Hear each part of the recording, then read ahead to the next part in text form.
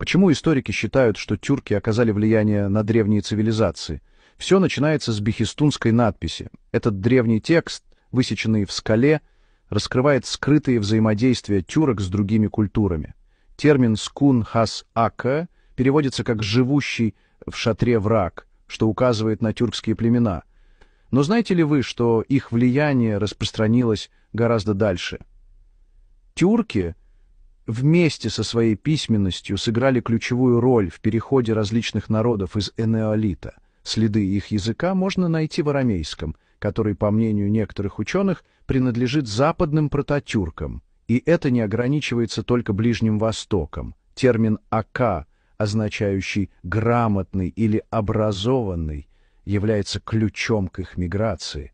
Эти просвещенные беженцы оставили свой след в Казахстане, Персии и за их пределами. От Тигра-Хауда до современных казахских племен лингвистическое и культурное наследие тюрок несомненно глубоко.